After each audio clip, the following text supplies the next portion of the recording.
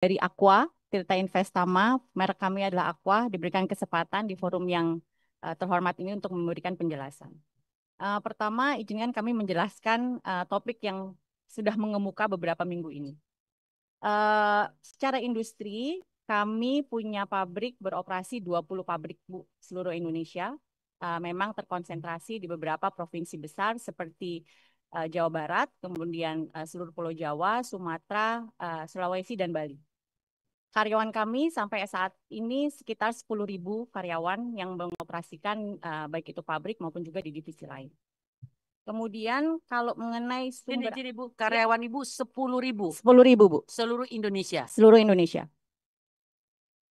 Kalau untuk sumber air, mungkin sebelum masuk kepada statement, saya ingin menjelaskan dulu bahwa untuk Aqua, sebelum kami melakukan pembukaan pabrik dan menentukan di mana kami akan mengambil sumber air, kita melakukan studi dulu, Bu, bersama dengan universitas, khususnya dalam hal ini UGM dan juga Unpad. Studi yang dilakukan adalah studi hidrogeologi atau studi isotop. Tujuannya adalah untuk mencari tahu di manakah letak sumber air yang memang secara sains geologi atau hidrogeologinya itu bisa dibuktikan bahwa memang sumber air tersebut berasal dari daerah tangkapan air hujan di pegunungan. Dan itu ada studi dan ada tentunya evidence base-nya yang bisa dibuktikan. Baru sesudah itu kami bisa menentukan apakah lokasi tersebut tepat untuk dilakukan pembukaan pabrik sesuai dengan kebutuhan pasar yang ada. Sehingga sumber air kami adalah sumber air pegunungan sesuai dengan studi hidrogeologi tersebut. Tentunya perizinannya menggunakan perizinan air tanah dalam atau SIPA oleh ESDM. Kalau ada persepsi ataupun pendapat bahwa air aqua adalah air di bor, izin kami menyampaikan pengeboran itu adalah cara yang harus dilakukan untuk bisa mendapatkan air dari sumber tanah dalam atau kita menyebutnya akuifer yang tertekan atau akuifer yang terlindungi karena di situ terlindungi secara alami ratusan tahun oleh lapisan-lapisan batuan sehingga tidak ada resiko terkontaminasi mengenai cemaran-cemaran seputar dari sumber air tersebut. Sehingga sumber airnya adalah air pegunungan sesuai dengan hidrogeologi tersebut. Pengoboran yang dilakukan kedalamannya itu sesuai dengan kondisi akuifer tersebut dan sesuai dengan izin yang diberikan oleh ESDM. Kemudian produksi kami tentunya memberikan produksi berbagai macam tipe dan ukuran mulai dari gelas, botol kecil, botol besar sampai galon yang kalau di rata-rata kira-kira 1 juta meter kubik per bulan. Kemudian tentu retribusi atau pajak air tanah yang kami bayarkan sesuai dengan penggunaan, sesuai dengan izin SIPA dari ESDM, dan dibayarkan kepada kas daerah sesuai dengan lokasi di mana kami beroperasi. Jadi tentunya dengan 20 pabrik tergantung dari nilai pajak air tanah yang ditetapkan oleh setiap daerah yang tentu bisa berbeda-beda.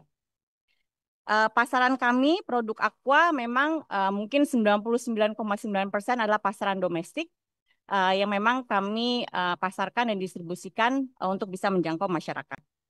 Uh, Kalau ingin penjelasan yang lain yang lebih detail mengenai pajak dan sebagainya, tentu kami perlu ambil datanya, tetapi kira-kira produksi kami adalah 1 juta meter kubik per bulan untuk segala jenis kemasan yang tadi kami sampaikan. Kira-kira begitu Bapak Ibu. Baik, saya masih bingung nih Bu dengan jawaban Ibu. Air pegunungan, tapi ngambilnya dari tanah, kan begitu. Ya. Jadi gimana nih sebenarnya ya kan?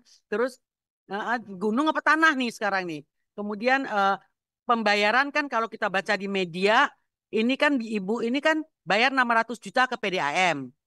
Kan ini kan baru satu tempat nih. Di Jawa Barat saja kita bicara, belum di tempat-tempat yang lain.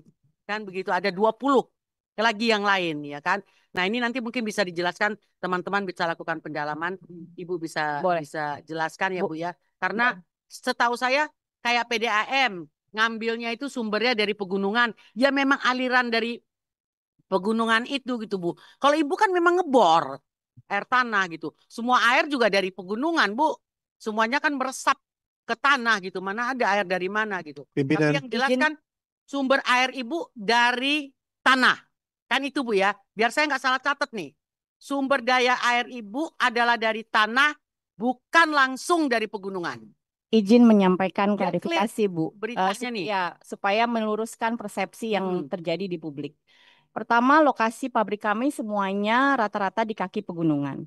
Tentunya memang ada alasan yang sedemikian, seperti tadi kami sampaikan, kami membutuhkan 1 sampai 2 tahun melakukan hidrogeologi bersama dengan akademisi Universitas UGM dan Unpad untuk menentukan lokasi sumber air pegunungan yang memang dapat diambil dari akuifer terdalam atau akuifer tertekan atau terlindungi. Hidrogeologi tersebut adalah studi khusus yang memang bisa men-trace dari mana air tersebut berasal.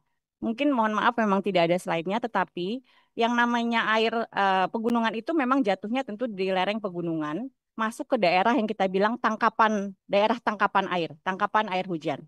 Dari proses sains atau dari proses alami dia akan terus meresap ke dalam ke dalam tanah. Seperti juga mungkin air-air yang lain. Nah, tentunya tidak semua lokasi itu bisa diklaim atau bisa disebutkan sebagai sumber air pegunungan.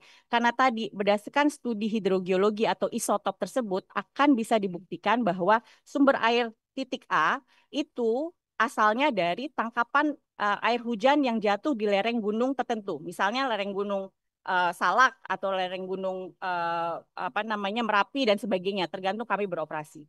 Jadi statement kami penjelasan sesuai dengan bukti yang ada, sumber air kami adalah sumber air pegunungan. Tentunya untuk mengambilnya untuk keperluan komersialisasi dan industri harus dilakukan pengeboran, Bu.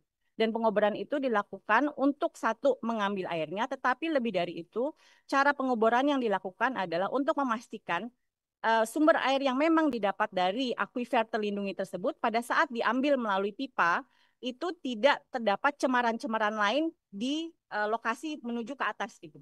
Jadi pengeboran itu hanya caranya, tetapi sumber air pegunungannya bisa dibuktikan dengan studi yang ada adalah air pegunungan. Demikian. Baik, saya ini agak bingung ya Bu ya. Pimpinan. Ibu kan tadi kalau yang lain yang sumber air pegunungan itu kan bayarnya ke daerah, ke PAD. Ibu bayarnya kan ke PDAM. Oke. Ini kan berarti kan air tanah.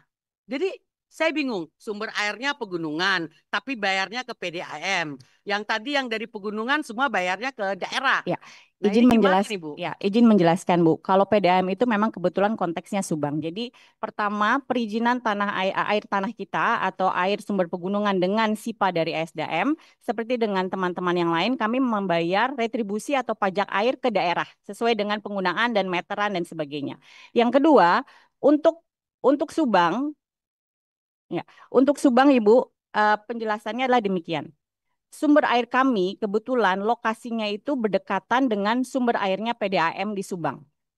Sehingga berdasarkan kesepakatan dari saat pabrik Subang berdiri, itu disepakati bahwa kami membayar kontribusi supaya PDAM juga bisa merawat, menjaga sumber airnya PDAM untuk lingkungan sekitar, mengingat ada kekhawatiran dari PDAM bahwa sumber air kami itu bisa berpengaruh terhadap juga debit atau level air PDAM. Jadi bayaran kami kepada PDAM bukan penggunaan air kami, karena air kami bayarnya dengan PAD tadi, pajak air kepada daerah, tetapi lebih ke arah kompensasi untuk merawat, menjaga sumber air yang lokasinya berdekatan. Itu kira-kira dan ada perjanjiannya juga, Bu. Terima kasih.